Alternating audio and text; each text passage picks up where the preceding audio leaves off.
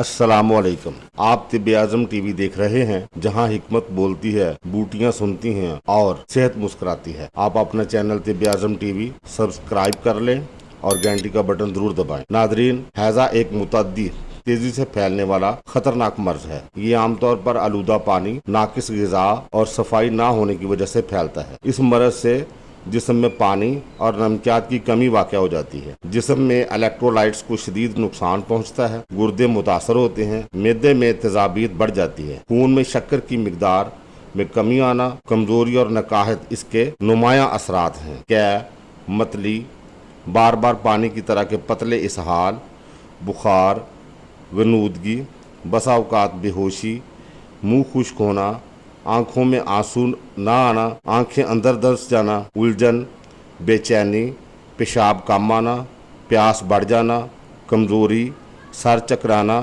पेट में मरोड़ उठना, पट्ठों में खिंचाव होना जैसी अलामात से हैजा की तशखीस की जाती है। नादरीन, ये खतरनाक होने के बावजूद आसान तदाबीर और तिब्बी अद्वियात से काबिल इलाज मर्ज है, इसलिए इससे घबराना नहीं चाहिए। आप अगर सरबंद अद्वियात इस्तेमाल करना चाहें तो सुबह शाम खाली पेट जवारिश अनारीन 1-1 चम्मच, खाने के बाद माजून संगदाना मुरग 1-1 चम्मच उबले पानी या कहवा से इस्तेमाल करें। कहवा अभी हम आपको बताएंगे आगे चल के। और अगर आप दवा खुद तैयार करना चाहें तो नहायत आसान नुस्खा है, बहुत मुजर्रब है, 20 लोग इससे ठीक हुए हैं। नुस्खा ये है: जामन की गुठली खुश्क, आम की गुठली खुश्क, पुदीने के पत्ते, अनारदाना और सब्ज इलायची बराबर वजन लेकर इनका सफूफ बना लें और हर 4 घंटे बाद 5 ग्राम कहवा से इस्तेमाल करें। पानी और नमकियात की कमी को पूरा करने के लिए नमक और शक्कर वाली स्कंजबीन इस्तेमाल करें।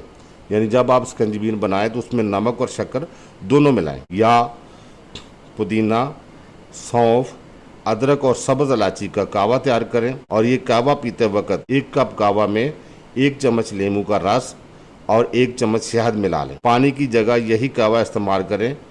इससे हैजे की तकलीफ दूर हो जाएगी, जिस्म में इलेक्ट्रोलाइट्स की मिकदार पूरी होगी और ताकत लौट आएगी और हैजे के जितने भी मुज़र असरात हैं वो ख़त्म हो जाएंगे। हैजे के मरीज़ को नीम गर्म पानी से गुस्ल करना चाहिए ताकि सफाई अच्छी, जिस्म गर्म और खून की गर्दिश बहाल रहे। माहौल, कपड़े और बिस्तर साफ और खुश्क रखें। सादा पानी ना पिएं। खाना ढाँप कर रखें। ग़िज़ा नरम और जल्द हज़म होने वाली मसलन दलिया, खिचड़ी, खीर, साबूदाना वगैरह पर ही इक्तफ़ा करें।